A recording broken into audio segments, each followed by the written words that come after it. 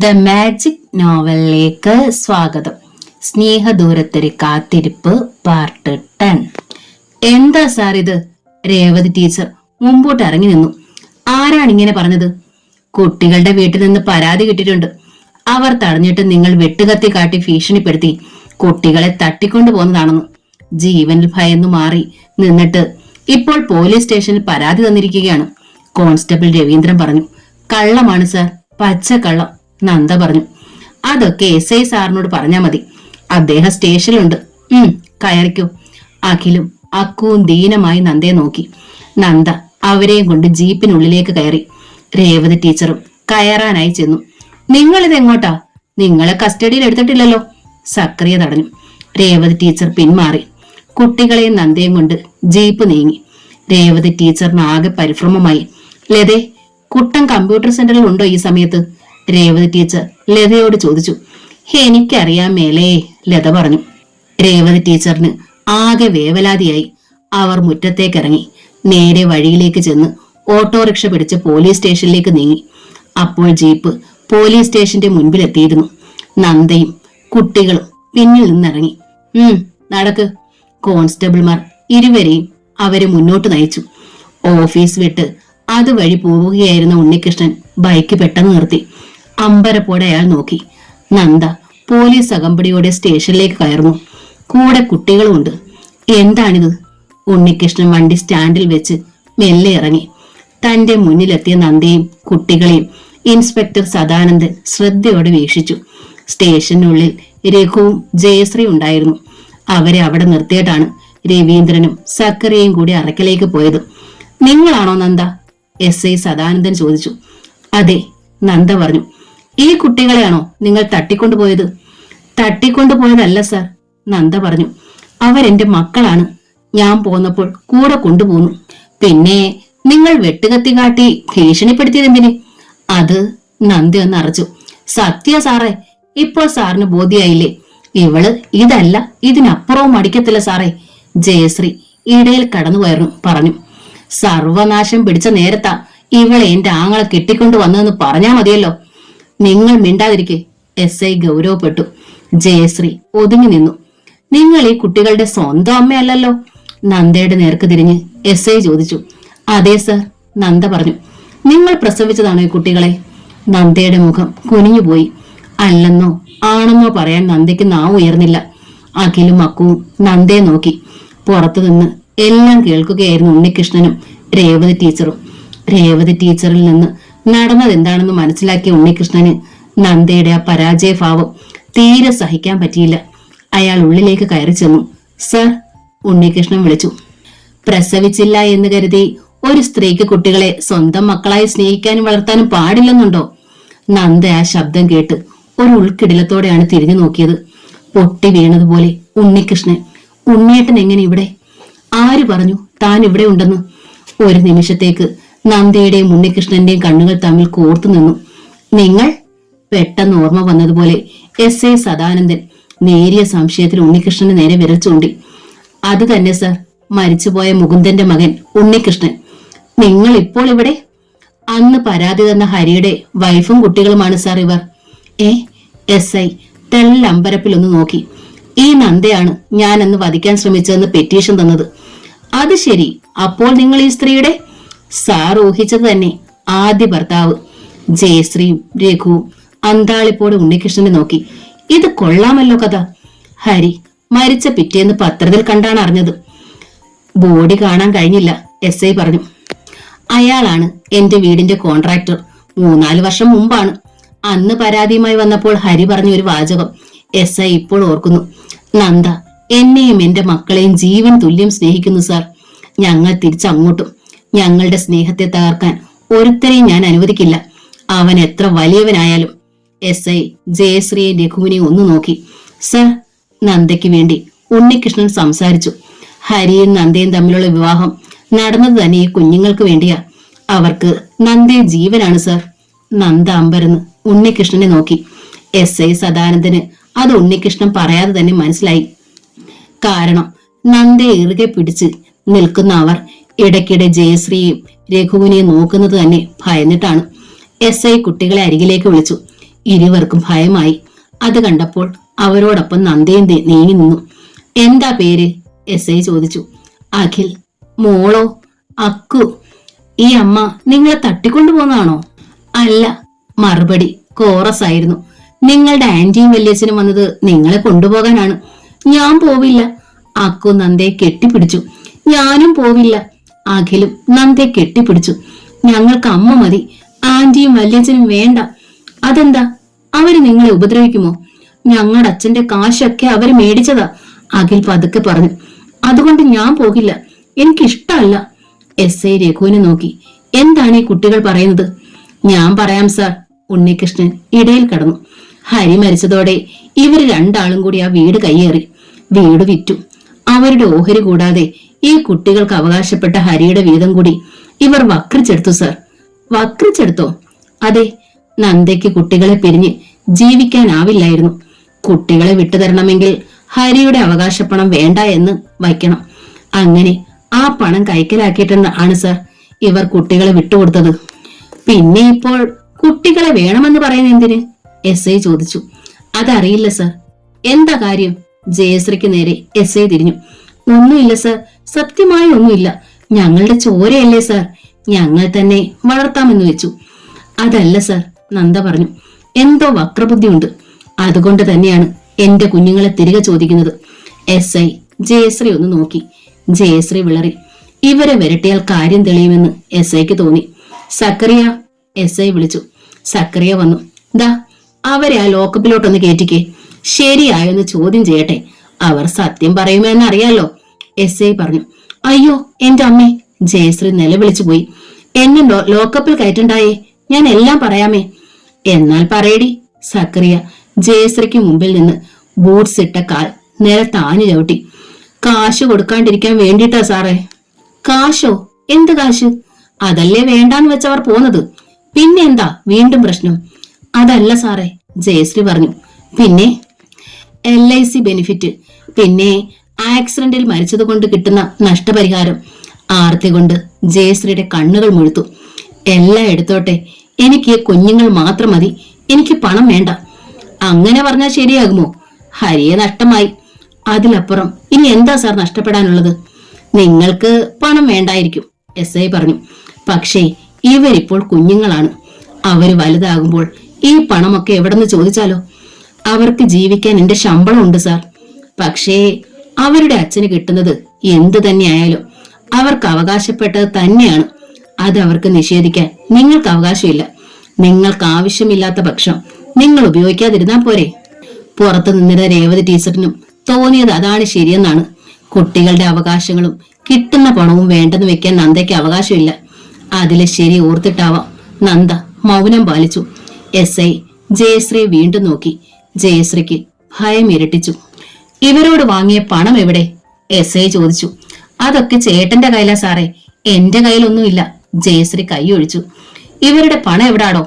S I Sadanandan രഘുവിനെ നോക്കി. എവിടെ വെക്കേ? 3,03,333 രൂപ 33 പൈസ. രഘു എണ്ണി വെച്ചു. ജയശ്രീ നെഞ്ചിൽ കൈവച്ചു. വലിയ കലത്തിൽ വെള്ളമിട്ടത് വെറുതെയായി. കയ്യിലിരുന്നത് പോവുകയും ചെയ്തു. ആശിച്ചത് കിട്ടിയതുമില്ല.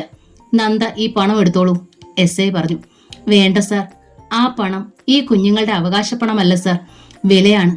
അത് ഞാൻ എടുത്താൽ ഇവർ രണ്ടാളും ഇനി എന്നെയും കുഞ്ഞുങ്ങളെ ഉപദ്രവിക്കും. എനിക്ക് ഈ കുട്ടികളെ ഇനിയും നഷ്ടപ്പെടും എന്ന് ഞാൻ ഭയക്കുന്നു. അതുകൊണ്ട് എനിക്ക് ആ പണം വേണ്ട സാർ. ഇനി ഇവർ വന്ന് കുട്ടികളെ തൊട്ടാൽ ചവിട്ടി എല്ലൊടിക്കും ഞാൻ. എപ്പോഴും സാർ ഇവരുടെ കൂടെ ഉണ്ടാവില്ലല്ലോ സാർ. ഇവർ സ്കൂളിൽ പോകുന്ന കുട്ടികളാണ്, നന്ദ പറഞ്ഞു. ശരി, അതിന് വഴിയുണ്ട്. മേലാൽ അവകാശം പറഞ്ഞുകൊണ്ട് കുട്ടികളെ ഉപദ്രവിക്കാനോ അവരെ തട്ടിക്കൊണ്ടു പോകാനോ ശ്രമിക്കുകയില്ലെന്നും രണ്ടാളെ കൊണ്ടും സ്റ്റേഷനിലെ രജിസ്റ്ററിൽ എഴുതി ഒപ്പിടിയിച്ചു. നന്ദയ്ക്ക് ആശ്വാസമായി. ഉണ്ണികൃഷ്ണനും രേവതി ടീച്ചറിനും നന്ദയ്ക്കും ഇതിൽ പരം ഒരു സന്തോഷം ഇനി വേറെ ഉണ്ടാകാനില്ല. നന്ദിപൂർവ്വം അവൾ എസ് ഐ സദാനന്ദനെ നോക്കി. ഈ പണം നിങ്ങൾ എടുക്കണം. എസ് ഐ സദാനന്ദൻ നന്ദയെ നോക്കി. നന്ദ മടിയോടെ നിന്നു. ഇത് നിങ്ങൾ എടുക്കണം, എസ് ഐ വീണ്ടും പറഞ്ഞു. നിറമിഴികളോടെ നന്ദ പണം എടുത്തു. മരിച്ച അയാളുടെ പേരിൽ ഇനി കിട്ടുന്ന ഏതു തുകയ്ക്കും നിങ്ങളും ഈ കുട്ടികളും മാത്രമാണ് നിയമപരമായ അവകാശികൾ. നിങ്ങൾക്ക് താല്പര്യമുള്ള പക്ഷം മാത്രം ആർക്കെങ്കിലും കൊടുക്കാവുന്നതുമാണ്. ഏത് കോടതിയിൽ ചെന്നാലും ഇതിനപ്പുറം ഒരു തീരുമാനം ഉണ്ടാകാൻ പോകുന്നില്ല. അവസാന വാക്കെന്ന എണ്ണം SI കൽപ്പിച്ചു. സ്റ്റേഷനിൽ നിന്ന് അവർ പുറത്തിറങ്ങി. രേവതി ടീച്ചർ ഒരു ഓട്ടോറിക്ഷയ്ക്കായി വഴിയിലേക്ക് നടന്നു. നന്ദ, ഉണ്ണികൃഷ്ണൻ തെല്ല ആർദ്രതയോടെ വിളിച്ചു. എത്രയോ നാളുകൾക്ക് ശേഷമാണ് ആ സ്നേഹാതുരമാർന്ന സ്വരം കേൾക്കുന്നത്. എന്തോ നന്ദ വിളി കേട്ടുപോയി. സുഖമാണോ എന്ന് ഞാൻ ചോദിക്കുന്നില്ല, ഒക്കെ കാണുകയല്ലേ ഞാൻ, ഉണ്ണികൃഷ്ണൻ പറഞ്ഞു. ഉണ്ണിയേട്ടന് നന്ദ മുഖമുയർത്തി. സുഖം, ഉണ്ണികൃഷ്ണൻ മന്ദഹസിച്ചു. പിന്നെ ശബ്ദം താഴ്ത്തി പറഞ്ഞു, എന്റെ രണ്ടാം വിവാഹം ഏതാണ്ടൊരു തീരുമാനത്തിലായിരിക്കുന്നു. ഒരിടിവാൾ നെഞ്ചിലൂടെ പാഞ്ഞു കയറിയ വിറങ്ങലിപ്പുണ്ടായി നന്ദയ്ക്ക്. നന്ദ എന്നെ വിട്ടുപോയത് അതിനായിരുന്നല്ലോ, അതങ്ങ് നടത്തിയേക്കാന്ന് കരുതി. നന്നായി, നന്ദ പറഞ്ഞു. ആ ശബ്ദം താഴ്ന്നിരുന്നു. ഞാൻ ക്ഷണിക്കും, മക്കളെയും കൂട്ടി നന്ദ വരണം. ഉണ്ണികൃഷ്ണന്റെ സ്വരത്തിൽ നേരിയ ഇടർച്ചയുണ്ടായി. വരാം. നന്ദയ്ക്ക് കണ്ണുകൾ തുളുമ്പി വന്നു. ഉണ്ണികൃഷ്ണൻ പിന്നെ നിന്നില്ല. തന്റെ ബൈക്കിലേക്ക് കയറി പാഞ്ഞുപോയി. അവരുടെ സംഭാഷണവും നിൽപ്പും ശ്രദ്ധയോടെ കണ്ടു നിൽക്കുകയായിരുന്നു ജയശ്രീയും രഘു. അവൻ അവളുടെ ആദ്യ ഭർത്താവാണെന്നല്ലേ പറഞ്ഞത്? അതെ. എന്താ അവരങ്ങനെ മുട്ടിക്കൂടി നിന്ന് പറഞ്ഞത്? ശരിയാണല്ലോ, ആദ്യ ഭർത്താവിനെയും തിരികെ പിടിച്ച് കിട്ടുന്ന കാശത്ര ഒതുക്കാനാണോ പ്ലാൻ? അല്ലാതെ പിന്നെ. ജയശ്രീക്കും ശ്വാസം മുട്ടലുണ്ടായി. ഇല്ല, ഈ രഘുവിനെ അവൾ ശരിക്കും മനസ്സിലാക്കിയിട്ടില്ല. അവളുടെ പ്ലാൻ നടക്കില്ല. ചേട്ടൻ എന്നാ ചെയ്യാൻ പറ്റും? രാത്രി വണ്ടിക്ക് ചേട്ടൻ പോകുമല്ലേ? നോ, രഘു പറഞ്ഞു. ഞാൻ പോകുന്നില്ല. ടിക്കറ്റ് ക്യാൻസൽ ചെയ്യുന്നു. എന്നിട്ട്? ജയശ്രീ അമ്പരന്നു. രഘു അവർ വന്ന കാറിനുള്ളിലേക്ക് കടന്നിരുന്നു കൊണ്ട് പറഞ്ഞു, അവൾ ജീവനോടെ ഇരുന്നാലല്ലേ അവകാശി ഉണ്ടാകൂ. അങ്ങനെ ഒരു അവകാശി ജീവിച്ചിരിക്കണ്ട. രഘുവിന്റെ അമർന്ന സ്വരം. കാറിനുള്ളിലേക്ക് കയറുകയായിരുന്ന ജയശ്രീ പോലും ഞെട്ടിപ്പോയി. ഉണ്ണികൃഷ്ണൻ ചൈത്രത്തിൽ ചെല്ലുമ്പോൾ സിറ്റ് ഔട്ടിലുണ്ട് ജോർജും ഈശ്വരിയും. ഓഫീസ് വിട്ട് ജോർജും ഉണ്ണികൃഷ്ണനും ഒരുമിച്ചാണ് ഇറങ്ങിയതും ചൈത്രത്തിലേക്ക് പോരാൻ. സുനിതയുമായുള്ള വിവാഹത്തിന് ഒരു തീരുമാനം എടുക്കണം. സുനിതയുടെ വീട്ടുകാർ ധൃതി വെക്കുന്നു, അതാണ് കാര്യം. അക്കാര്യം സംസാരിക്കുമ്പോൾ താൻ അവിടെ വേണ്ടെന്ന് തന്നെ ഉണ്ണികൃഷ്ണന് തോന്നി. അതുകൊണ്ട് ഈശ്വരിയുടെ കണ്ണട മാറ്റി വാങ്ങാനെന്നുള്ള കാരണവും പറഞ്ഞ് ഉണ്ണികൃഷ്ണൻ മനഃപൂർവ്വം തെന്നി മാറിയതാണ്. കണ്ണടയും മാറ്റി വരുമ്പോഴാണ് പോലീസ് സ്റ്റേഷന് മുൻപിൽ നന്ദയും മക്കളെയും കണ്ടത്. അവിടെ നിന്ന് പോരുമ്പോൾ നന്ദയായിരുന്നു ഉണ്ണികൃഷ്ണന്റെ മനസ്സ് നിറയെ. കൂടെ അവളോട് പറ്റിച്ചേർന്ന് നിൽക്കുന്ന 2 കുഞ്ഞുങ്ങളും. പോർച്ചിൽ ബൈക്ക് നിർത്തി സ്റ്റാൻഡിൽ വെച്ച് ഉണ്ണികൃഷ്ണൻ സിറ്റ് ഔട്ടിലേക്ക് കയറി. ജോർജിന്റെ മുഖം മങ്ങിയിരുന്നു. ഈശ്വരിയുടെ മുഖത്തും തെളിച്ചമില്ല. എന്ത് പറ്റി രണ്ടാൾക്കും? വിവാഹം തീരുമാനിക്കുന്നതിന്റെ സന്തോഷം കാണാനില്ലല്ലോ. എന്താടാ ജോർജെ, എന്തു പറ്റി? മുഖം വല്ലാതെ. ഉണ്ണികൃഷ്ണൻ ചോദിച്ചു. താൻ ഇതെവിടെയായിരുന്നു? താൻ വന്നിട്ട് പോകാൻ വെയിറ്റ് ചെയ്യുകയായിരുന്നു ഞാൻ. ഒരത്യാവശ്യത്തിൽ കുടുങ്ങിപ്പോയി. ഉണ്ണികൃഷ്ണൻ അവർക്കരികിലേക്ക് കസേര വലിച്ചിട്ടിരുന്നു. ഒരു പോലീസ് കേസിൽ ഇടപെടേണ്ടി വന്നു. പോലീസ് കേസോ? എന്താടാ, എന്തു പറ്റി? ഈശ്വരി പരിഭ്രമിച്ചു. എന്റെ അമ്മേ, പോലീസ് കേസ് നന്ദയ്ക്കാണ്. നന്ദയ്ക്കോ? ഈശ്വരി കൂടുതൽ പരിഭ്രമിച്ചു. അവക്കെന്താടാ പോലീസ് കേസ്? അവൾ എന്ത് ചെയ്തു? ഉണ്ണികൃഷ്ണൻ സംഭവം മുഴുവൻ വിശദീകരിച്ചു. ആ സദാനന്ദ സാറായിരുന്നു SI.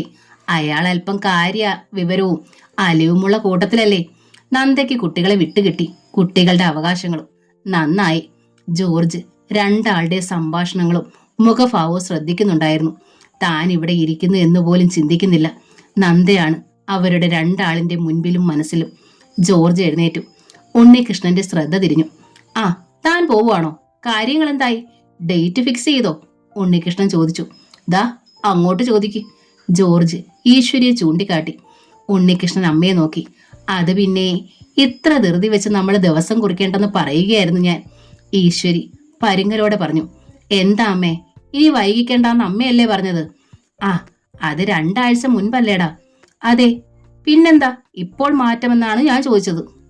മാറ്റമൊന്നുമില്ല, കുറച്ച് ദിവസം കൂടി കഴിയട്ടെ.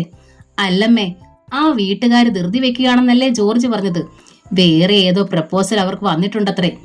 അങ്ങനെ വന്നിട്ടുണ്ടെങ്കിൽ പിന്നെ ധൃതിയുള്ളവർ അതങ്ങ് നടത്തട്ടെ. ഈശ്വരി അല്പം ശുണ്ടിയോടെ പറഞ്ഞു. അമ്മയ്ക്ക് ഇത് എന്തു പറ്റിയെന്ന് അമ്പരന്ന് ഉണ്ണികൃഷ്ണൻ ജോർജിനെ നോക്കി.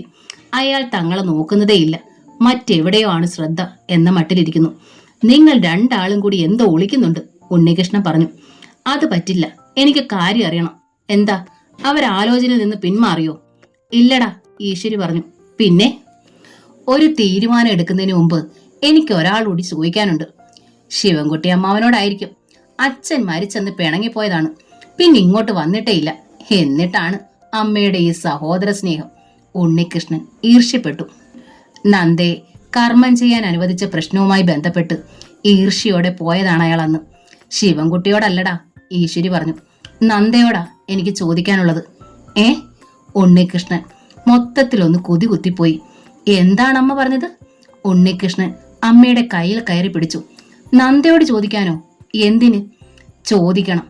മുൻ ഭർത്താവിന്റെ വിവാഹം ഉറപ്പിച്ചോട്ടെ എന്ന് ആദ്യ ഭാര്യയോട് അനുവാദം ചോദിക്കൽ. എന്താണ് ഈ അമ്മ ഉദ്ദേശിക്കുന്നത്? എനിക്കൊന്ന് ചോദിക്കണം, ഈശ്വരി പറഞ്ഞു. അവൾ തിരിച്ചു വരുമോ എന്ന്. ഉണ്ണികൃഷ്ണന്റെ ഹൃദയം അതിദ്രുതം ഇടിക്കാൻ തുടങ്ങി. അയാൾ ആകെ ഞെളിപുരി കൊള്ളുകയാണ്. അയാൾക്ക് മുൻപിൽ നന്ദ എങ്ങനെ നിൽക്കുന്നു, നിറഞ്ഞ് നിറഞ്ഞ്. 2 കുഞ്ഞുങ്ങൾക്ക് വേണ്ടി വാദിക്കുന്ന ഒരമ്മയായി. അവളുടെ കണ്ണുകളിലും നെഞ്ചിലുമൊക്കെ ആ ഒരു ഭാവം മാത്രമേ താൻ കണ്ടുള്ളൂ, മറ്റൊന്നുമില്ലായിരുന്നു. അതുകൊണ്ട് തന്നെ ഉണ്ണികൃഷ്ണൻ പറഞ്ഞു, അവൾ ഇനി വരില്ലമ്മേ, അവൾക്ക് വരാനാവില്ല. ഈശ്വരിയുടെ മുഖം വാടി. അവളുടെ ലോകത്തിപ്പോൾ ആ കുഞ്ഞുങ്ങൾ മാത്രമേ ഉള്ളൂ. ആ ലോകത്ത് നിന്ന് അവളെ ഇനി തിരിച്ചു കിട്ടില്ലമ്മേ, ഉറപ്പാ. അവൾ അങ്ങനെ പറഞ്ഞു. പറയണ്ടമ്മേ, കണ്ടാലറിയാം, ഉണ്ണികൃഷ്ണൻ പറഞ്ഞു. ഈശ്വരിയുടെ മുഖത്ത് നിരാശ തിങ്ങി. വേണ്ട, അമ്മ ഇത് തന്നെ ഉറപ്പിച്ചോ. ഉണ്ണികൃഷ്ണൻ അകത്തേക്ക് കയറിപ്പോയി. ഈശ്വരി ജോർജിനെ നോക്കി. ജോർജ് ഈശ്വരിയേക്കാൾ വിഷമത്തോടെ നോക്കി. ഉണ്ണികൃഷ്ണൻ തന്റെ മുറിയിലേക്ക് കടന്നു. വല്ലാത്തൊരു വികാര തീവ്രത അയാളെ പിടികൂടുന്നത് പോലെ തോന്നി. വീണ്ടും നന്ദയുടെ ഗന്ധം ഇതിനുള്ളിൽ നിറയുന്നുണ്ടോ? ഉണ്ണിയേട്ടാ, നന്ദയുടെ ശബ്ദം ഈ മുറിയിൽ എവിടെയോ തങ്ങി നിൽക്കുന്നുണ്ടോ? ഉണ്ണികൃഷ്ണൻ തന്റെ കിടക്ക പൊക്കി. ഒരു ടെക്സ്റ്റൈൽസ് കോഡ് അതിനുള്ളിൽ നിന്നെടുത്തു. കൂടെ മറ്റൊരു പൊതിയും. പൊതിക്കുള്ളിൽ ആ സാരി ഉണ്ടായിരുന്നു. നന്ദയുടെ വിയർപ്പ് ഗന്ധത്തിനായി ഉണ്ണികൃഷ്ണൻ സൂക്ഷിച്ചു വെച്ചിരുന്ന സാരി. നന്ദയും ഹരിയും തമ്മിലുള്ള വിവാഹം നടന്ന ദിവസം ഉണ്ണികൃഷ്ണൻ അത് പിച്ചി കീറി എറിഞ്ഞതാണ്. ഈശ്വരി അത് വാരി ഷെൽഫിനുള്ളിലേക്ക് ഇട്ടിരുന്നു. ഉണ്ണികൃഷ്ണൻ ഹോസ്പിറ്റലിൽ നിന്ന് വന്നപ്പോഴാണത് കാണുന്നത്. ഒരു പേപ്പറിലാക്കി വീണ്ടും ആ കീറിയ പീസുകളുടെ സ്ഥാനം കിടക്കടിയിലാക്കി. ഇടയ്ക്കിടെ എടുത്തു നോക്കാൻ. കീറിയ സാരിക്ക് പകരം അതുപോലെ ഒന്നുകൂടി വാങ്ങി. അതും കിടക്കടിയിൽ വെച്ചു. എന്തിനെന്ന് ഉണ്ണികൃഷ്ണൻ അറിയില്ല. എന്നെങ്കിലും നന്ദ വരുമ്പോൾ കൊടുക്കാനാണോ? അത് വാങ്ങുമ്പോൾ അങ്ങനെ ഒരു പ്രതീക്ഷ ഉണ്ടായിരുന്നില്ല. എന്നിട്ടും വാങ്ങി. കീറിയതും കീറാത്തതുമായ 2 സാരികളും ഉണ്ണികൃഷ്ണൻ നിവർത്തി നോക്കി. പിന്നെ ഒരു ദീർഘനിശ്വാസത്തോടെ അത് വീണ്ടും കിടക്കടിയിൽ വെച്ച് തിരിയുമ്പോൾ വാതുക്കൽ അമ്മ. ഉണ്ണികൃഷ്ണന് ജാള്യം തോന്നി. ആ സുനിതയുടെ കാര്യം നമ്മൾ ഉറപ്പിച്ചാൽ പിന്നെ നിനക്ക് നഷ്ടബോധമൊന്നും തോന്നില്ലല്ലോ അല്ലേ? ഈശ്വരി ചോദിച്ചു. ഉണ്ണികൃഷ്ണൻ പരിങ്ങി. ഇല്ലെന്ന് പറയാൻ മുമ്പത്തെ ധൈര്യം തോന്നുന്നില്ല. എന്നാൽ ഉണ്ടെന്ന് പറയാനും കഴിയുന്നില്ല. ഈശ്വരി മകന്റെ മുഖത്തേക്ക് തന്നെ സൂക്ഷിച്ചു നോക്കി നിന്നു. ഉണ്ണികൃഷ്ണൻ അമ്മയിൽ നിന്ന് നോട്ടം പിൻവലിച്ചു മുറിക്ക് പുറത്തേക്ക് പോയി. ഈശ്വരി ദീർഘമായൊന്ന് നിശ്വസിച്ചു. പോലീസ് സ്റ്റേഷനിൽ നിന്ന് തിരികെ വന്നതു മുതൽ നന്ദയ്ക്ക് വലിയൊരു സമാധാനമായിരുന്നു. ഇനി അവരുടെ ശല്യം ഉണ്ടാകില്ലല്ലോ. ജയേച്ചിക്ക് മതിയായി കാണും. ഇനി ഒന്നിനും വരുമെന്ന് തോന്നുന്നില്ല. രഘുചേട്ടൻ ബോംബെക്ക് ഇന്നത്തെ വണ്ടിക്ക് പോവുകയും ചെയ്യും. രാവിലെ മുതലുള്ള താമസമാറ്റം, പ്രശ്നങ്ങൾ, പോലീസ് സ്റ്റേഷനിലേക്കുള്ള പോക്ക്, കേസ് എല്ലാം കൂടി നന്ദയാകെ തളർത്തിയിരുന്നു. അതിലേറെ തളർന്നു പോയിരുന്നു കുട്ടികൾ. അല്പം ബിസ്ക്കറ്റും പാലും കഴിച്ച് കുട്ടികൾ ഉറങ്ങാൻ കിടന്നു. നന്ദ കൂടെ വരാൻ കാത്ത്. അല്പം എന്തെങ്കിലും കഴിച്ച് ഒന്ന് കിടന്നാൽ മതി നന്ദയ്ക്കും. അവൾ ലേശം ചോറെടുത്ത് അല്പം ചൂടുവെള്ളം ഒഴിച്ച് കഞ്ഞിയാക്കി. അല്പം മെഴുക്ക് പുരട്ടി കൂടി എടുത്തു. 1-2 കൈ വാരി വായിലിട്ടപ്പോഴേക്കും മടുപ്പായി. രാവിലെ മുതലുള്ള പ്രശ്നങ്ങൾ, ആകെ തന്റെ ജീവിതത്തിനേറ്റ ആഘാതം ഒക്കെ ആവാം. തൊണ്ടയിൽ നിന്ന് ആഹാരം ഇറങ്ങുന്നില്ല. നന്ദ എടുത്ത കഞ്ഞി അത് പടി അതേപോലെ വെച്ച് കൈ കഴുകി. ഇതെന്താ നന്ദേച്ചി കഞ്ഞി കുടിക്കാഞ്ഞത്? ലത ചോദിച്ചു. കഴിക്കാൻ തോന്നുന്നില്ല ലതേ, നന്ദ പറഞ്ഞു. എങ്കിൽ പിന്നെ ഇത് എടുത്തതെന്തിനാ? നന്ദ ലതയുടെ മുഖത്തേക്ക് നോക്കി. ലത ആ കഞ്ഞിപ്പാത്രം എടുത്തു നോക്കിയിട്ട് മുഖം ചുളിച്ച് ഈർഷ്യയോടെ പറഞ്ഞു. ഹോ, എന്തോരം കഞ്ഞി! അതിനി കളയണ്ടേ? കോൺട്രാക്ടർ വെട്ടിച്ചും തട്ടിച്ചും വാരിക്കൊണ്ടുവരുന്ന പണമൊന്നും ഇവിടെ ഇല്ല. ഇങ്ങനെ ധാരാളിച്ച് തൂകിക്കളയാൻ. കുട്ടേട്ടൻ നല്ലോണം അധ്വാനിച്ചു കൊണ്ടുവന്ന കാശേ ഇവിടെയുള്ളൂ. നന്ദ സ്തബ്ധയായി നിന്നുപോയി. എന്താണ് ഈ ലത പറയുന്നത്? എന്താ എന്താ രേവതി ടീച്ചറും വന്നു. അമ്മ കണ്ടോ, ഇത്രയും കഞ്ഞി കളയാനുണ്ടോ ഇവിടെ? ഉദ്യോഗസ്ഥരൊന്നും ശമ്പളം കൊണ്ട് വരാനായിട്ട് ഇവിടെ ഇല്ല. അക്കാര്യം പറയുകയായിരുന്നു ഞാൻ, ലത കൂസാതെ പറഞ്ഞു. ശമ്പളം കൊണ്ടുവന്നില്ലെങ്കിലും കമ്പ്യൂട്ടർ സെന്ററിൽ നിന്നല്ലേ ലതേ കുട്ടൻ പണം കൊണ്ടുവരുന്നത്. അതിന് നന്ദ മുടക്കിയ പണം പകുതി പോലും നിങ്ങൾ കൊടുത്തിട്ടില്ലല്ലോ. ആ കണക്കിന് നോക്കിയാൽ അതിന്റെ ഉടമസ്ഥാവകാശം നന്ദയ്ക്ക് ഉണ്ടല്ലോ, ഇല്ലേ?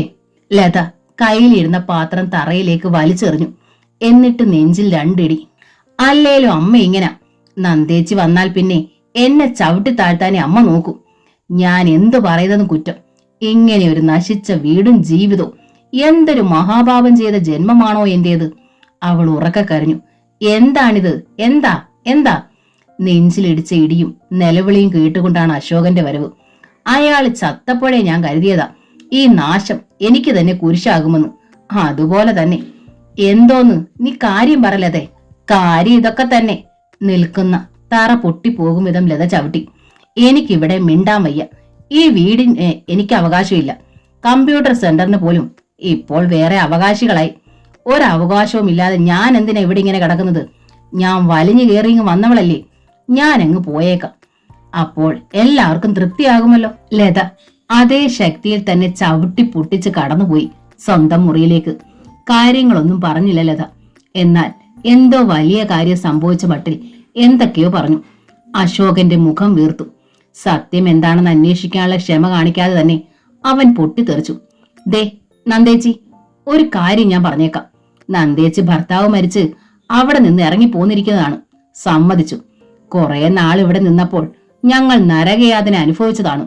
ഇനി അത് പറ്റില്ല. മര്യാദക്കാണെങ്കിൽ ഇവിടെ കഴിയാം, അല്ലെങ്കിൽ താമസിക്കാൻ വേറെ വീട് അന്വേഷിക്കണം. ആ എടാ, എന്താടാ നീ പറഞ്ഞത്? രേവതി ടീച്ചർ പകപ്പോടെ ചോദിച്ചു. അവരുടെ നെഞ്ചു പൊള്ളുകയായിരുന്നു. ആരോടാ നീ ഇത് പറഞ്ഞതെന്ന് ഓർമ്മയുണ്ടോടാ? അമ്മ എന്നെ ഒന്നും ഓർമ്മിപ്പിക്കണ്ട, എനിക്കറിയാം കാര്യങ്ങൾ. അശോകൻ തന്റെ മുറിയിലേക്ക് പോയി. സ്തബ്ധയായി നിന്നു രേവതി ടീച്ചർ. കത്തിയുരുകി നിൽക്കുകയായിരുന്നു നന്ദ. അവൾ മെല്ലെ തന്റെ മുറിയിലേക്ക് ഇഴഞ്ഞു. മുറിയിലെത്തിയപ്പോൾ അവൾ ആളിപ്പോയി. കുട്ടികൾ രണ്ടും സങ്കടം കൊണ്ട് വിങ്ങി തുടിച്ചു നിൽക്കുന്നു. എന്റെ ഈശ്വര, ഇവരും ഉറങ്ങിയില്ലേ? അമ്മേ! ഇരുവരും നന്ദയെ കെട്ടിപ്പിടിച്ചു. കരയല്ലേ അമ്മേ? അതോടെ നന്ദ പൊട്ടി തുറന്നു കരഞ്ഞു. അതുവരെ കെട്ടി നിർത്തിയ എല്ലാ സങ്കടങ്ങളും അണ പൊട്ടി ഒഴുകി. പിറ്റേന്ന് പുലർന്നപ്പോഴേ നന്ദ രേവതി ടീച്ചറോട് പറഞ്ഞു, ഒരു വീട് നോക്കണം അമ്മേ, വാടകയ്ക്ക്. എന്തിനു വാടകയ്ക്ക് നോക്കണം? രേവതി ടീച്ചർ പറഞ്ഞു. ഒരു വീട് വാങ്ങാനുള്ള പണമുണ്ടല്ലോ നിന്റെ കയ്യിൽ. ഇന്നലെ കിട്ടിയ പണമില്ലേ? കുട്ടൻ അന്ന് തന്ന 2 ലക്ഷവും നിന്റെ ആഭരണങ്ങളും വേറെയില്ലേ? എന്തായാലും നിനക്കും കുട്ടികൾക്കും താമസിക്കണം. അതിനൊരു വീട് വേണ്ടേ? വേണം. പക്ഷേ ഒരു വീട് കണ്ടു വാങ്ങാൻ കാലതാമസം വരും. എനിക്ക് ഇന്ന് തന്നെ ഇവിടെ നിന്ന് മാറണം. ഞാൻ ഇവിടെ നിന്നാൽ അടിക്കടി പ്രശ്നമാകും. മാത്രമല്ല അഖിലിനും അക്കൂനും ഇരട്ടി സങ്കടമാകും. അത് വേണ്ട. നന്ദ പറയാതെ തന്നെ രേവതി ടീച്ചറിന് കാര്യങ്ങൾ അറിയാം. അതുകൊണ്ട് അവർ തന്നെ മുന്നിട്ടിറങ്ങി. ഭാഗ്യത്തിന് ഒരു വീട് കിട്ടി. ടൗണിൽ നിന്ന് 4-5 കിലോമീറ്റർ അകലമുണ്ട്. സാരമില്ല, ഫർണിച്ചർ ഉൾപ്പെടെയുള്ള വീടായതിനാൽ ഏറെ സൗകര്യമായി. ദൂരേക്ക് ട്രാൻസ്ഫറായി പോയ ഒരു കുടുംബത്തിൻ്റെതാണ് വീട്. തിരിച്ച് അവർ ട്രാൻസ്ഫർ കിട്ടി വരുന്ന കാലം വരെ താമസിക്കാം. അന്ന് തന്നെ കഴിഞ്ഞില്ലെങ്കിലും 3-ാം ദിവസം നന്ദയും കുട്ടികളും അങ്ങോട്ട് താമസം മാറ്റി. കൂടെ നന്ദയ്ക്ക് കൂട്ടായി രേവതി ടീച്ചറും. കുറച്ചു ദിവസങ്ങളായി ഈ കുട്ടികൾക്ക് വേദനകളെയുള്ളൂ. നന്ദ അഖിലിനെയും അക്കൂനെയും തലോടി. ഇനിയെങ്കിലും ഇവർ സ്വൈര്യതയോടെ കഴിയട്ടെ. പാവം രേവതി ടീച്ചറിന് തോന്നി. എല്ലാ കുസൃതികളും നിർബന്ധ ബുദ്ധികളും വെടിഞ്ഞ് അതുങ്ങൾ നന്ദയുടെ ചിറകോട് ചേർന്ന് അമർന്നിരിക്കുന്നു എപ്പോഴും. ഒന്നും പൂർണ്ണമായി മനസ്സിലാകുന്നില്ലെങ്കിലും എന്തൊക്കെയോ അവർ മനസ്സിലാക്കുന്നുണ്ട്. പിറ്റേന്ന് രാവിലെ തന്നെ നന്ദയും കുട്ടികളും സ്കൂളിൽ പോകാനുള്ള ഒരുക്കത്തിലായി. ഒരുപാട് ക്ലാസ് നഷ്ടപ്പെട്ടു. ഇനിയും അത് പറ്റുമോ? ഇറങ്ങാൻ ഭാവിക്കുമ്പോഴാണ് നന്ദ കണ്ടത്. ഗേറ്റ് കടന്നു വരുന്നു ഈശ്വരി. നന്ദ ഈശ്വരിയെ സ്വീകരിച്ചത് നിറമിഴികളോടെ തന്നെയാണ്. എങ്ങനെ അറിഞ്ഞു ഈശ്വരി ചേച്ചി നന്ദ എവിടെയാണ് താമസമെന്ന്? രേവതി ടീച്ചർ ചോദിച്ചു. ആവശ്യക്കാരി അന്വേഷിച്ചാൽ എന്താണ് അറിയില്ലാത്തത്? ഈശ്വരി പറഞ്ഞു. നന്ദയെ ഒന്ന് കാണണമെന്ന് തോന്നിയിട്ട് 2-3 ദിവസമായി. വേണോ വേണോ എന്ന് വീണ്ടും വീണ്ടും ചിന്തിച്ചു. 2 ദിവസം കൂടി വൈകിയതാണ്. എന്താ ഈശ്വരി ചേച്ചി? നന്ദ സ്കൂളിലേക്കാണല്ലോ. അതെ. ഈശ്വരി അഖിലിനെയും അക്കുവിനെയും ഒന്ന് ഓമനിച്ചു. എന്നാൽ ഞാൻ ഇരിക്കുന്നില്ല, പോകുക. ഒരു കാര്യം പറയാമെന്ന് കരുതിയിട്ടാ വന്നത്. ഈശ്വരിയുടെ മുഖത്തെ സന്ദേഹം നന്ദയെ തെല്ല് സംശയിപ്പിച്ചു. രേവതി ടീച്ചറിനെ പറയാൻ സമയമായിട്ടില്ല എന്നറിയാം. പറഞ്ഞില്ലെങ്കിൽ വൈകി പോവുകയും ചെയ്യും. ഇരുവരെ ഒന്നുകൂടി നോക്കിയിട്ട് സങ്കോചം വിട്ട് ഈശ്വരി നന്ദയുടെ തോളിൽ പിടിച്ച് തന്നോട് ചേർത്ത് നിർത്തി. എന്നിട്ട് പറഞ്ഞു, നീ പടി ഇറങ്ങിപ്പോയ വീടാണ് നന്ദേ ചൈത്രം. ഇപ്പോഴും ഒരു മാറ്റവും ഇല്ലാതെ അതേപടി തന്നെ കിടക്കുന്നു. നീ അവിടേക്ക് മടങ്ങി വരണം. ഉണ്ണിക്ക് വേണ്ടി നിന്നെ ക്ഷണിക്കാനാണ് ഞാൻ വന്നത്. തീർത്തും തളർന്നു പോയി നന്ദ. എന്താണ് അമ്മ പറയുന്നത്? ചൈത്രത്തിലേക്ക് തിരിച്ചു വരാനോ? ഒരു മാറ്റവുമില്ലാതെ ചൈത്രം തനിക്കായി കാത്തു കിടക്കുന്നെന്നോ? വല്ലാത്ത തളർച്ചയോടെ നന്ദ ഈശ്വരി അമ്മയെ തുറച്ചു നോക്കി. രേവതി ടീച്ചറിനും അന്താളിപ്പായിരുന്നു. ഈശ്വരി നന്ദയുടെ തോളിൽ പിടിച്ചു. അമ്മ പറഞ്ഞത് നിനക്ക് മനസ്സിലായോ? ഇല്ല. നന്ദയുടെ തളർന്ന നാവ് ചലിച്ചു. നീ അവിടെ നിന്ന് പോന്നിട്ട് 1 വർഷവും 1 മാസവും കഴിഞ്ഞു. ഇപ്പോൾ അന്ന് മുതൽ ഇന്നോളം ആ വീട് വേദനിച്ചിട്ടേ ഉള്ളൂ. നീ അവിടെ നിന്ന് അന്ന് പോന്നത് ഒട്ടും സന്തോഷത്തോടെ അല്ലെന്ന് എനിക്കറിയാം. പെണ്ണിന്റെ ശാപം നിന്ന് ഫലിക്കുമെന്നാ ഈശ്വരി പറഞ്ഞു. അയ്യോ അമ്മേ, ഞാൻ ശപിച്ചിട്ടില്ല ഒരിക്കലും. നന്ദ വെപ്രാളപ്പെട്ടു. നീ നാവെടുത്ത് ശപിച്ചില്ല, അതെനിക്കറിയാം. പക്ഷേ നിന്റെ അന്തരാത്മാവ് ശാപം ചൊരിഞ്ഞിട്ടുണ്ട്. ഉണ്ണിയുടെ അച്ഛൻ അങ്ങനെ എന്നും പറയുമായിരുന്നു. സ്വയം ശപിക്കുകയും സങ്കടപ്പെടുകയും ചെയ്യുമായിരുന്നു. ആ സങ്കടം അങ്ങനെ നെഞ്ചിൽ കെട്ടിക്കിടന്ന് തീ പടർത്തിയിട്ടാണ് ഇത്ര പെട്ടെന്ന് തന്നെ ഒരു തേങ്ങൽ വന്നത് ഈശ്വരി വിഴുങ്ങി. നന്ദയ്ക്ക് കൂടുതൽ സങ്കടമായി. ഭർത്താവിന്റെ അടുത്ത് നിന്ന് നിന്നെ പിരിക്കാൻ ഞാനും കൂട്ടുനിന്നു. എനിക്കറിയാം, അതാണ് ദൈവശിക്ഷ എന്റെ മേലും ഇടുത്തിയായി വീണത്. എന്റെ ഭർത്താവിന് തന്നെ അങ്ങ് വിളിച്ചില്ലേ? ഈശ്വരിയുടെ കണ്ണുകൾ തുളുമ്പി. എന്നെ വിധവയാക്കിയില്ലേ? ഇങ്ങനെയൊന്നും പറയല്ലേമ്മേ. നന്ദയ്ക്ക് ഈശ്വരിയുടെ സങ്കടം സഹിക്കാൻ കഴിഞ്ഞില്ല. അപ്പോൾ ഞാൻ വിധവയായതോ? നന്ദ ചോദിച്ചു. അതൊരു നിമിത്തമാ മോളെ. നിമിത്തമോ? അതെ, നീ തിരിച്ചു വരാനുള്ള നിമിത്തം. നന്ദ കണ്ണുകൾ ഇറുകെ പൂട്ടി. രേവതി. ഈശ്വരി രേവതി ടീച്ചറിനെ നോക്കി. കണ്ണുകൾക്ക് മുൻപിൽ നടക്കുന്നത് സത്യമോ മിഥ്യയോ എന്ന അമ്പരപ്പിലായിരുന്നു രേവതി ടീച്ചർ. ഞാൻ പറഞ്ഞതിൽ തെറ്റുണ്ടോ രേവതി? ഈശ്വരി ചോദിച്ചു. പക്ഷേ ഉണ്ണിയുടെ വിവാഹം ഏതാണ്ട് തീരുമാനമായെന്ന് ഉണ്ണി തന്നെ പറഞ്ഞല്ലോ, രേവതി ടീച്ചർ പറഞ്ഞു. ആ വിവാഹം നടന്നാൽ പോലും എനിക്കും എന്റെ ഉണ്ണിക്ക് സന്തോഷം ഉണ്ടാകില്ല രേവതി. ഈശ്വരിക്ക് കണ്ണുകൾ തുളുമ്പി. അവനൊരു വിവാഹം കഴിച്ചു കാണാൻ കൊതിച്ച ആൾ പോയി. ഇനി ഞാനേ ഉള്ളൂ. എന്നെ കൂടി മരണം തട്ടിയെടുത്താലോ എന്നവൻ ഭയന്നു. എനിക്കും ഈയിടെ ചില അസുഖങ്ങളുണ്ടായി. എന്നെ ഒറ്റയ്ക്ക് വീട്ടിൽ വിട്ട് പുറത്തേക്ക് ഇറങ്ങിപ്പോകാൻ അവന് ഭയമായി. അങ്ങനെ എനിക്കൊരു കൂട്ടിനു വേണ്ടി ഒരു പെണ്ണിനെ കൊണ്ടുവരാൻ അവൻ തീരുമാനിച്ചു. കണ്ണീർ തുടച്ച് ഈശ്വരി പറഞ്ഞു. പക്ഷേ സമ്മതാന്ന് പറയുമ്പോഴും എന്റെ മോന്റെ ചങ്ക് കത്തണത് ഞാൻ കാണുന്നുണ്ട്. നീ ഉടുത്തിട്ട് നനയ്ക്കാതെ വെച്ചിട്ട് പോയൊരു സാരി വിതിർത്തിട്ടാണ് എന്റെ മോൻ ഇന്നും കിടന്നുറങ്ങുന്നത്. നന്ദയ്ക്ക് ശ്വാസം വിലങ്ങിപ്പോയി. എന്റെ ഈശ്വര, ഇത്രയൊക്കെ സ്നേഹം ഉള്ളിൽ വെച്ചിരുന്നിട്ട് എന്തിനായിരുന്നു ഇങ്ങനെയൊക്കെ? താൻ പോന്നപ്പോൾ പിന്നെ എന്തിനു സമ്മതിച്ചു? അവന്റെ ആ സങ്കടം ഞാൻ എന്നും കാണും. മരിക്കുന്നത് വരെ അവന്റെ അച്ഛനും കാണുമായിരുന്നു. എങ്കിലും ഞാൻ കൂടി മരിച്ചാൽ അവനൊരു തുണ വേണ്ടേ? എന്റെ മോൻ ആരും ഇല്ലാതാവില്ലേ? അതുകൊണ്ടാണ് ഞാൻ കൂടെ നിർബന്ധിച്ചിട്ട് വിവാഹത്തിന് അവൻ തയ്യാറായത്. ഒന്ന് നിർത്തിയിട്ട് നന്ദയുടെ തോളിൽ പിടിച്ചവളുടെ മുഖത്തേക്ക് നോക്കിയിട്ട് ഈശ്വരി പറഞ്ഞു. അന്ന് പക്ഷേ ഹരി ജീവിച്ചിരിപ്പുണ്ടായിരുന്നു. നന്ദയ്ക്ക് വീണ്ടും ശ്വാസം വിലങ്ങി. ഇനി ഉണ്ണി വിവാഹിതനായെന്നിരിക്കട്ടെ, നന്ദ പക്ഷേ വിധവയായി കഴിയുക. ഈശ്വരി നന്ദയുടെ കയ്യിൽ ബലമായി പിടിച്ചുകൊണ്ട് തന്നെ പറഞ്ഞു. അതൊരു വലിയ ശാപമായി, തീരാ വേദനയായി എന്നെ നീറ്റും മോളെ. പകരം ഉണ്ണിയുടെ അടുത്ത് നിന്നെ തിരികെ കൂട്ടിയേൽപ്പിച്ചിട്ട് മേൽപോട്ടെടുക്കാൻ കഴിഞ്ഞാൽ അതാ മോളെ ഈ അമ്മയുടെ സുഹൃതം. ഈശ്വരി വീണ്ടും കണ്ണു തുടച്ചു.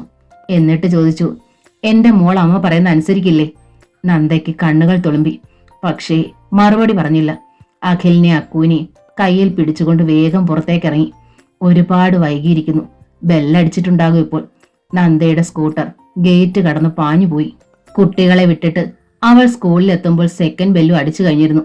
നന്ദയ്ക്കിപ്പോൾ ഒരു ശാപം കിട്ടിയ ജന്മത്തിന്റെ പരിവേഷമാണ് സ്കൂൾ ടീച്ചേഴ്സിന്റെ ഇടയിൽ. ഒരു ഭർത്താവിനെ ഉപേക്ഷിച്ചു പോന്നു. പിന്നെ കിട്ടിയ ഭർത്താവോ ആയുസ് എത്താതെ മരിച്ചു. രാധികയും എതിര് പറഞ്ഞില്ല. കാരണം ഖണ്ഡിച്ചു പറയാൻ അവൾക്കും പോയിന്റുകളൊന്നും ഇല്ലായിരുന്നു. നന്ദ ശ്രീനിലയത്തിൽ തന്നെയാണ് താമസം എന്നാണ് രാധിക കരുതിയിരുന്നത്. സമാധാനിപ്പിക്കാൻ കയ്യിൽ വാക്കുകളൊന്നുമില്ലാത്തതുകൊണ്ട് രാധിക നന്ദയെ വിളിക്കാറില്ലായിരുന്നു. എന്നാൽ നന്ദ വന്നപ്പോഴാണ് അറിഞ്ഞത് വാടക വീട്ടിൽ നിന്നാണ് വരുന്നതെന്ന്. ആ ഹരി എത്ര പാവമായിരുന്നു. പക്ഷേ കൂടപ്പറപ്പുകൾ രണ്ടും ഇങ്ങനെയായി പോയല്ലോ. രാധികയ്ക്ക് വിഷമം തോന്നി. ആ ചിത ആറും മുമ്പേ അവിടെ നിന്നവർ നിന്നെ ഇറക്കി വിട്ടത് കുറെ കഷ്ടമായി പോയി. എന്ത് കഷ്ടം. അവർക്ക് മുംബൈയിലേക്ക് മടങ്ങണമായിരുന്നു. പോകും മുമ്പ് എല്ലാം ചെയ്തു തീർക്കട്ടെ, നന്ദ പറഞ്ഞു. നിനക്കൊട്ടും വിഷമമില്ലേ നന്ദേ? രാധിക ചോദിച്ചു. വിഷമം? നന്ദ പുഞ്ചിരിക്കാൻ ശ്രമിച്ചു. പക്ഷേ വിതുമ്പൽ വന്ന പുഞ്ചിരിയെ വികൃതമാക്കി. കണ്ണുകൾ കവിയുകയും ചെയ്തു. ശാപം, എന്റെ ശാപം ഹരിയുടെ ജീവൻ കൂടി. അവൾ വിതുമ്പി. നിന്റെ ശാപം ഹരിയെ പിടികൂടില്ല നന്ദേ, രാധിക പറഞ്ഞു. നന്ദ ചോദ്യഭാവത്തിൽ നോക്കി. ഒരു സർക്കാർ ഓഫീസിൽ ചെന്ന് ഒരു പേപ്പറിൽ 2 ഒപ്പുവെച്ചു എന്നതിലപ്പുറം എന്ത് ബന്ധമാണ് നിങ്ങൾ തമ്മിലുള്ളത്? രാധിക ചോദിച്ചു. മറ്റൊരുത്തന്റെ താലിയും പേറി മറ്റൊരു മുറിയിൽ കിടന്നുറങ്ങുന്ന നിന്റെ ശാപം അയാൾക്ക് പറ്റുകയില്ല. കാരണം നീ കുട്ടികളുടെ ആയ മാത്രമായിരുന്നില്ലേ? രാധികെ, നീ ശവത്തിൽ കുത്തുകയാണല്ലേ? നന്ദയുടെ ശബ്ദം ഇടറി. സത്യമായോ അല്ല, നിന്നെ സമാധാനിപ്പിക്കാനായി പറഞ്ഞതാണ്. നിന്റെ ശാപം ഹരി കേൾക്കുകയില്ലെന്ന് സമർത്ഥിക്കുകയായിരുന്നു ഞാൻ. ശാപങ്ങൾ ശാപങ്ങൾ. നന്ദ തേങ്ങിപ്പോയി. വൈകുന്നേരം നന്ദയും കുട്ടികളും തിരികെ വീട്ടിലെത്തുമ്പോൾ അവരെ കാത്ത് അവിടെ 2 പേരിയ്ക്കുന്നുണ്ടായിരുന്നു. ടോണിയും അഡ്വക്കേറ്റ് ഹരിശങ്കറും. 2 പേരെയും നന്ദയ്ക്ക് നല്ലവണ്ണം അറിയാം. ഹരിക്ക് വളരെ പ്രിയപ്പെട്ടവർ, ഏറ്റവും വിശ്വസ്തരും ആത്മാർത്ഥതയുള്ളവരുമാണ്. പ്രശ്നം ഇതാണ്, വർക്കുകൾ മുമ്പോട്ട് കൊണ്ടുപോകാനോ പർച്ചേസിങ്ങിനോ ഒന്നും കഴിയുന്നില്ല. ജോലിക്കാർക്ക് കൂലി കൊടുക്കാനോ മെറ്റീരിയൽസിന് ഓർഡർ കൊടുക്കാനോ പറ്റുന്നില്ല. പണമില്ല എന്നതാണ് കാര്യം. പണം ബാങ്കിലുണ്ട്, എടുക്കാൻ ചെക്ക് ലീഫിൽ ഒപ്പിടാൻ ആളില്ല. അതാണ് പ്രശ്നം. 4ഉം 6ഉം വയസ്സുള്ള പീക്കിരി പിള്ളേരാണ് ഡയറക്ടർമാർ. അവരെന്ത് ചെയ്യാനാണ്? മറ്റാരെ ഇക്കാര്യം വിശ്വസിച്ച് ഏൽപ്പിക്കാൻ വയ്യ. ഹരിയുടെ റിലേഷനിൽപ്പെട്ടവരെയൊക്കെ ചെയ്തു കൂട്ടിയത് ഞങ്ങളും കണ്ടതല്ലേ. ഇപ്പോഴായാലും വലുതായാലും ഈ കുട്ടികൾക്ക് ഇത് പ്രയോജനപ്പെടണം. അതിനുള്ള വഴിയാണ് ചെയ്യേണ്ടത്.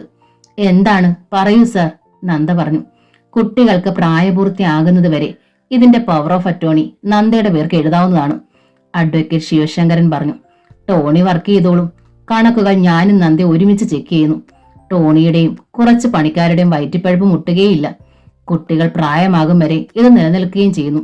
കൂടുതൽ ചുമതല വഹിക്കുന്നതിന് ടോണിക്ക് ലാഭവിഹിതത്തിന്റെ ഒരു ചെറിയ വീതം കൂടി ഫിക്സഡായി നൽകുന്നു. ഇക്കാര്യത്തിൽ ടോണിക്ക് സമ്മതമാണ്. നന്ദയുടെ അഭിപ്രായം കൂടി അറിഞ്ഞാൽ കൊള്ളാം.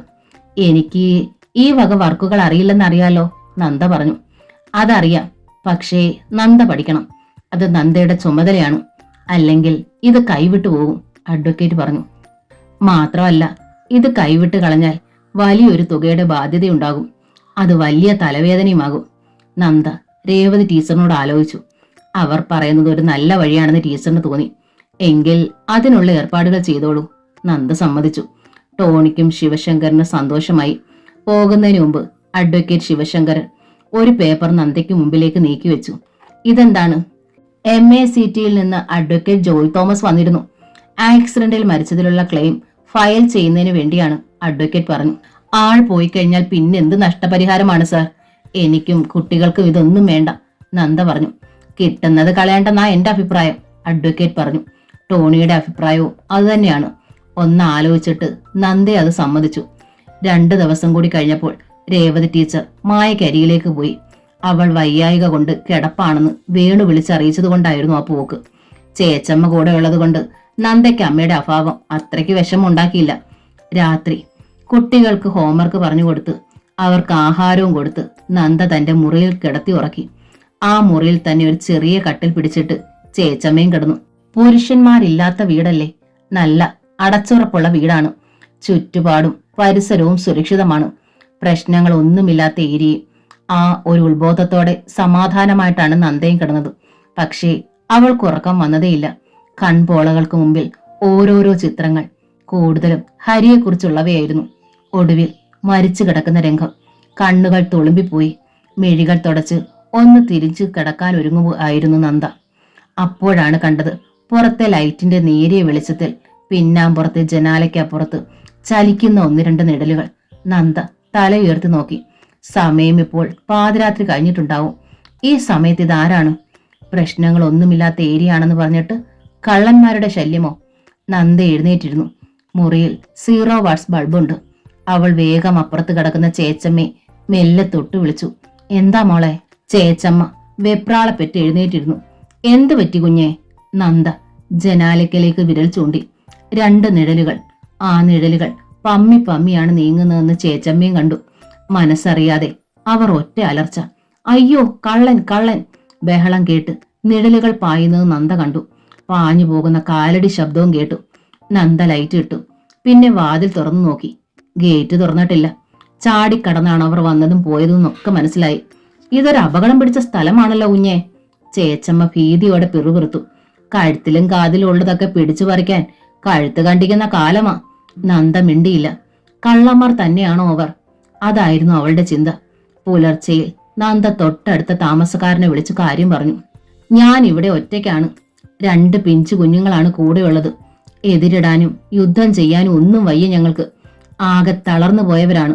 പക്ഷേ കള്ളന്മാരുടെയോ അസാൻമാർഗികളുടെയോ ഒരു പ്രദേശമല്ലത് എന്ന് അവർ ആണയിട്ട് പറഞ്ഞു.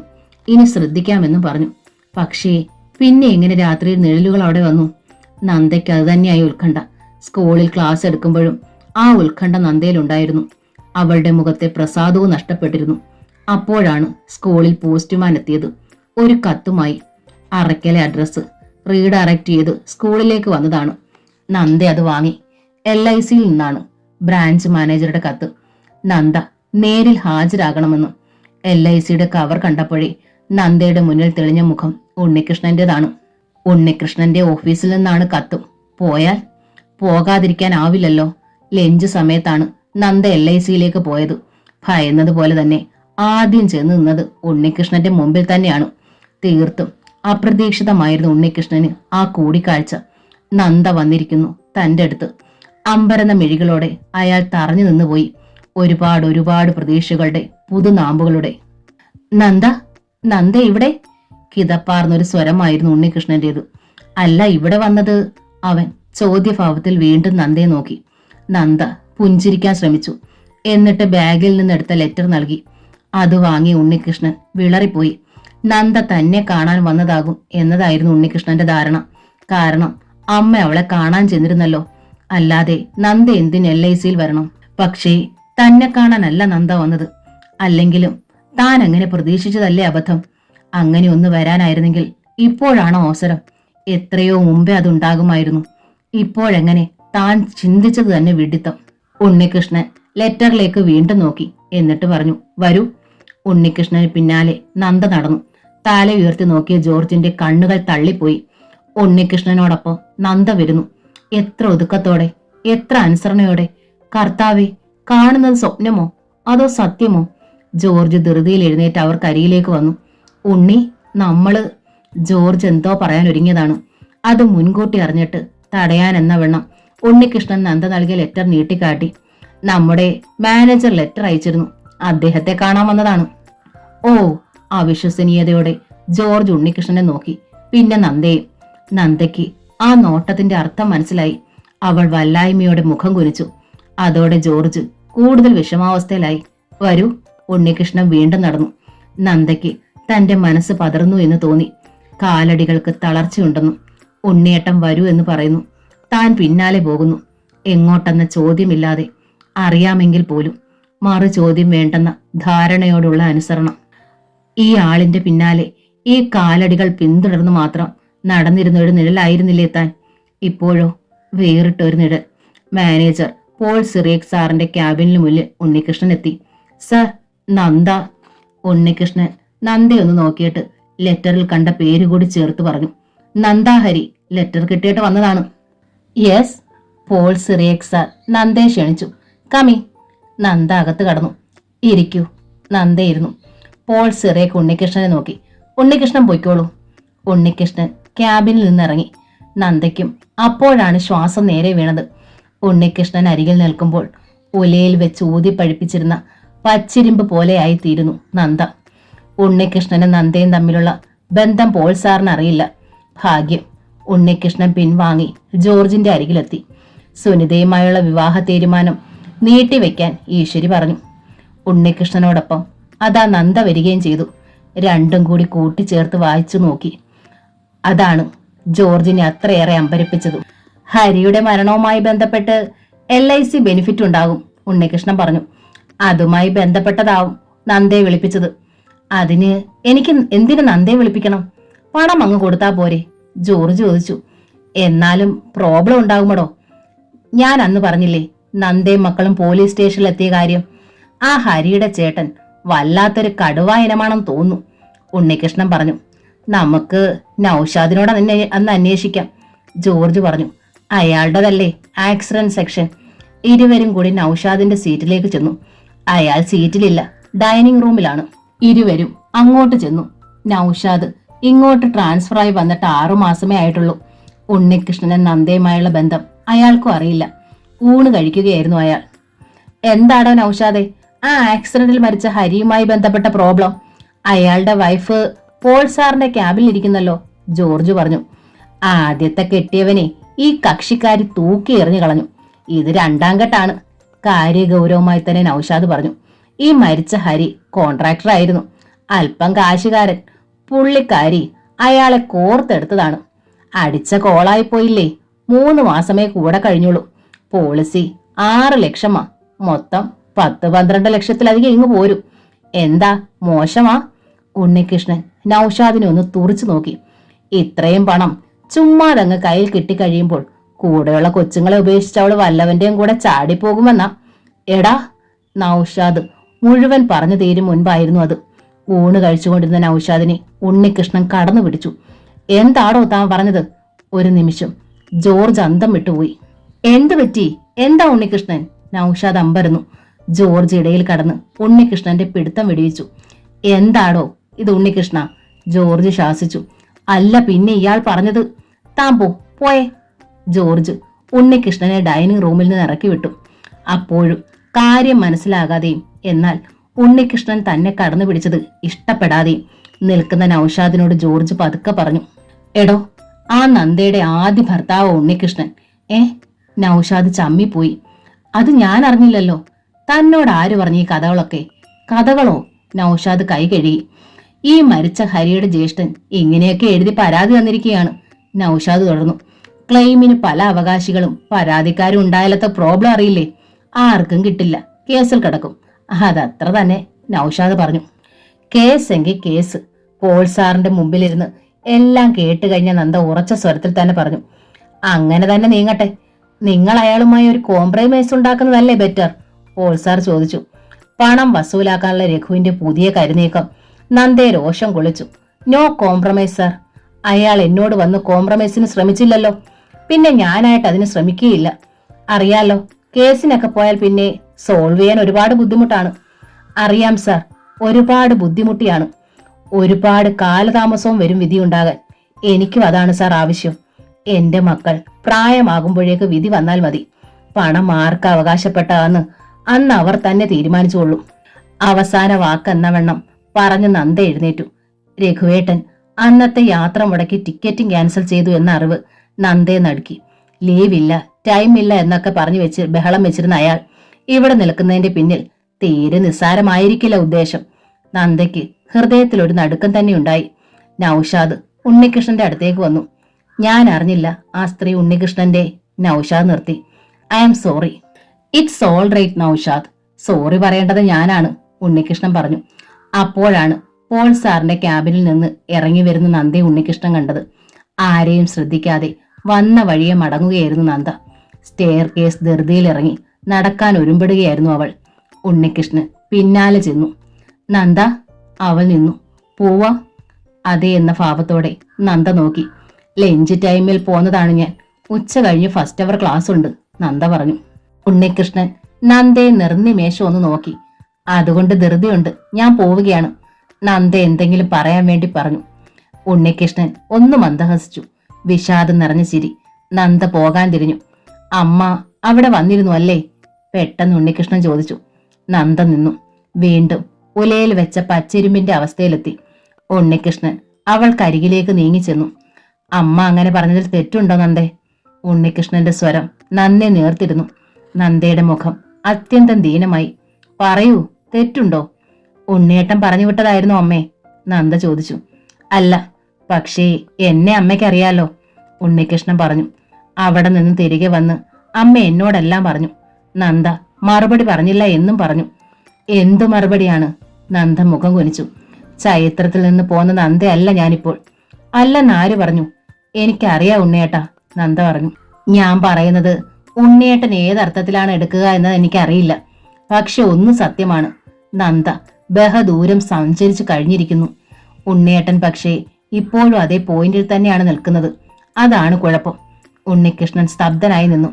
ബഹുദൂരം പോയ നന്ദയെ വിട്ടേക്കുക, പിന്നാലെ വരണ്ട ഉണ്ണിയേട്ടാ. കാരണം നന്ദയ്ക്കിനി തിരിച്ചു സഞ്ചരിക്കാനാവില്ല. ഉണ്ണികൃഷ്ണൻ സ്തബ്ധനായി നിന്നുപോയി. ഒരു പെണ്ണിനു വേണ്ടി ഉണ്ണിയേട്ടൻ സമ്മതം കൊടുത്തതാണ്. അത് നടക്കട്ടെ. ഉണ്ണിയേട്ടന്റെ ജീവിതം, കുടുംബം ഒക്കെ ഇനി അവിടെയാണ് മുളച്ചു തുടങ്ങുക. ആദ്യം മുതൽ അതാണ് എന്റെ പ്രാർത്ഥനയും. അത്രയും പറഞ്ഞ് നന്ദ നടന്നു. ചുട്ടുപഴുത്ത പച്ചിരുമ്പിന്റെ അവസ്ഥയിൽ തന്നെയാണ് നന്ദ സ്കൂട്ടറിന് മുകളിലിരുന്നത്. വിയർത്ത് കുളിച്ച് തളർന്നാണ് നന്ദ സ്കൂളിലെത്തിയത്. ഫസ്റ്റ് അവർ ക്ലാസ് ഉണ്ട്. നന്ദയ്ക്ക് പക്ഷേ ക്ലാസ്സിലേക്ക് പോകാനേ കഴിഞ്ഞില്ല. രാധികയ്ക്ക് തോന്നി എന്തോ വലിയ പ്രശ്നമുണ്ടെന്ന്. നന്ദയുടെ ക്ലാസ് രാധിക തന്നെ അറ്റൻഡ് ചെയ്തു. ഇടയ്ക്ക് അവൾ തിരിച്ചു വന്ന് നോക്കുമ്പോൾ നന്ദ സ്റ്റാഫ് റൂമിലില്ല. ഡൈനിങ് റൂമിലിരുന്ന് അടക്കി പിടിച്ച് കരയുന്നു. രാധിക അമ്പരന്നു.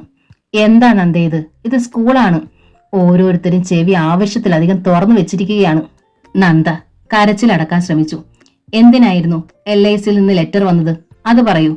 നന്ദ രഘുവിന്റെ പരാതിക്കാര്യം പറഞ്ഞു. നീ കരഞ്ഞത് ഇതിനല്ലെന്ന് എനിക്കറിയാം. ഉണ്ണികൃഷ്ണനെ കണ്ടു അല്ലേ? നന്ദ മൗനം. അയാൾ എന്തു പറഞ്ഞു? അമ്മ വന്ന് പറഞ്ഞത് ആവർത്തിച്ചു. നീ എന്തു പറഞ്ഞു? വയ്യെന്ന്. നന്ദേ, രാധിക ശാസിച്ചു. ഞാൻ എന്തിനാണ് രാധികെ അവിടെ നിന്ന് പോന്നത്? തിരിച്ചങ്ങോട്ട് കയറി ചെല്ലുന്നത് എന്തിനാണ്? നന്ദ സ്വയം ചോദിച്ചു. നന്ദയ്ക്കിനി അതൊന്നും ചിന്തിക്കാൻ പറ്റില്ല രാധികെ. എനിക്കെന്റെ മക്കളുണ്ടിപ്പോൾ. എന്റെ അഖിലും അക്കുവും.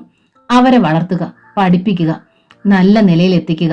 അത് മാത്രമാണ് എന്റെ ലക്ഷ്യം. അവരെ വളർത്തി പഠിപ്പിച്ചു നല്ല നിലയിലാക്കി. എന്നിട്ട്? രാധിക ചോദിച്ചു. എന്നിട്ടെന്താ? നന്ദയുടെ നെറ്റി ചുളിഞ്ഞു.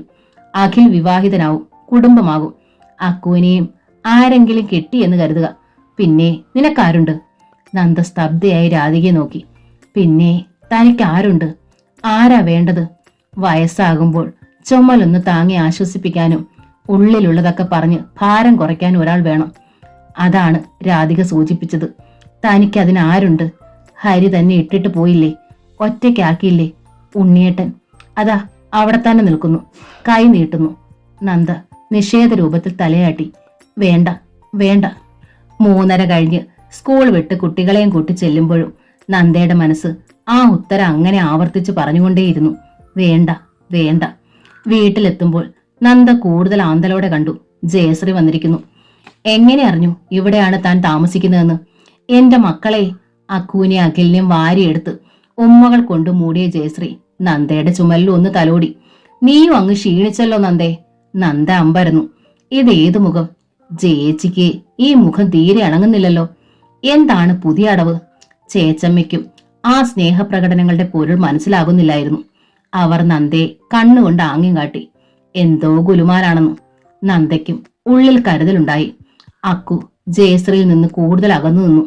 തന്റെ ബ്രേസ് അഴിച്ചു വെച്ച് തന്നെ ഒറ്റയ്ക്കാക്കി വീട് പൂട്ടിപ്പോയത് അക്കുവിന്റെ കുഞ്ഞു മനസ്സിൽ ഇപ്പോഴും നടുക്കം തന്നെയാണ്.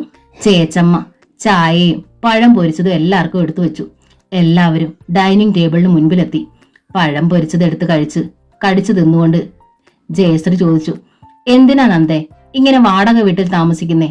അത്രയും പണം കിട്ടിയതല്ലേ, ഒരു വീടങ്ങ് വാങ്ങാൻ മേലായിരുന്നോ? വാങ്ങണം, നന്ദ പറഞ്ഞു. രൂപ ബാങ്കിലിട്ടിരിക്കുവാണോ? ആ, LICയുടെ പണം കൂടി കിട്ടുമ്പോ വാങ്ങാം അല്ലേ? നന്ദ ജയശ്രീയുടെ മുഖത്തേക്ക് നോക്കി. അല്ല, ആ ഏജന്റ് രാധാകൃഷ്ണൻ എന്നവിടെ വന്നിരുന്നു. പോളിസി സർട്ടിഫിക്കറ്റ് ഒക്കെ എടുത്ത് കൃത്യമായി കൊടുത്തത് ഞാനാ. ഈ കുഞ്ഞുങ്ങൾക്ക് കിട്ടാനുള്ളതൊക്കെ കിട്ടണം നന്ദയ്ക്കും. നന്ദ ചായ കുടിച്ചുകൊണ്ടിരുന്നു. നീ അതൊക്കെ ഒപ്പിട്ട് കൊടുത്തോ നന്ദേ? എന്നത്തേക്ക് പണം കിട്ടും? നന്ദ വീണ്ടും നോക്കി. അല്ല, ചേട്ടൻ പറഞ്ഞപ്പോൾ കാശിനെ മോഹിച്ച് ഞാൻ നിന്നെ ഇറക്കി വിട്ടു, ശരിയാ. എന്ന് കരുതി എനിക്ക് നിന്നോട് സ്നേഹമില്ലെന്നൊന്നും കരുതല്ലേ നന്ദേ. നന്ദ മുഖം കുനിച്ചു. 10-12 ലക്ഷത്തിലധികം കിട്ടുമെന്നാ രാധാകൃഷ്ണൻ പറഞ്ഞത്. എത്രയായാലും ഞാൻ ഹരിയുടെ ഒരേ ഒരു പെങ്ങളല്ലേ. ആ ഓർമ്മ നിനക്കില്ലാണ്ട് വരുമോ നന്ദേ? നന്ദ ആ പ്രകടനം കാണുകയാണ്. അഖിലും മക്കു ജയശ്രീയെ ശ്രദ്ധിക്കുന്നുണ്ട്. എന്നാണ് പണം കിട്ടുന്നത്? ജയശ്രീ വീണ്ടും ചോദിച്ചു. ഒരു 10-20 വർഷം കഴിഞ്ഞേക്കും, നന്ദ പറഞ്ഞു. 10-20 വർഷോ? അതെന്താ അങ്ങനൊരു താമസം? കേസ് വിധി വരണ്ടേ? കേസോ? അതെ, രഘുവേട്ടൻ എനിക്കെതിരെ ആ പണത്തിന് കേസ് കൊടുത്തിരിക്കുന്നു. ഇനി കേസ് നടക്കട്ടെ, വിധി വരട്ടെ. വരുമ്പോൾ തീർച്ചയായും ജയേച്ചിക്ക് ഞാൻ വീതം തരും, നന്ദ പറഞ്ഞു. നാശം പിടിക്കാൻ ഈ ചേട്ടന്റെ ഒരു കാര്യം പിടിച്ചു കെട്ടിയടങ്ങൂ എന്ന മട്ടിൽ കയറും കോടാലിയുമായിട്ട് ഇറങ്ങിയിരിക്കുക, അമർഷത്തോടെ ജയശ്രീ പറഞ്ഞു. ഇനി എന്ന് വിധി വരാനാ? ജയശ്രീക്ക് അത്യന്ത നിരാശയായി. ഒരു കാര്യം നീ ഓർത്തോ നന്ദേ, കേസ് തീരാനും വിധി വരാനും ഒന്നും ചേട്ടൻ കാത്തു നിൽക്കില്ല. നിന്നെയും പിള്ളേരെയും കൊന്നിട്ട് കാര്യം നേടാനാ ചേട്ടന്റെ പ്ലാൻ. പണം വേണമെന്ന് കരുതി കൊല്ലിനും കൊലയ്ക്കും ഒന്നും ഞാനില്ലേ, ജയശ്രീ പറഞ്ഞു. നന്ദ ഞെട്ടലോടെ മിഴിച്ചു നിന്നു. അപ്പോൾ ഇന്നലെ കണ്ട നിഴലുകൾ? നന്ദയുടെ ഹൃദയം ശക്തമായി നടുങ്ങി. അത് നന്ദ ശരിക്കും ഓർക്കാൻ ശ്രമിച്ചു. രഘുവേട്ടൻ്റെതായിരുന്നില്ലേ അത്? സ്നേഹദൂരത്തൊരു കാത്തിരിപ്പ് എന്ന നോവലിന്റെ ഈ ഭാഗം ഇവിടെ പൂർണ്ണമാവുകയാണ്. അടുത്ത ഭാഗം ഉടൻ തന്നെ അപ്ലോഡ് ചെയ്യുന്നതായിരിക്കും. Thank you.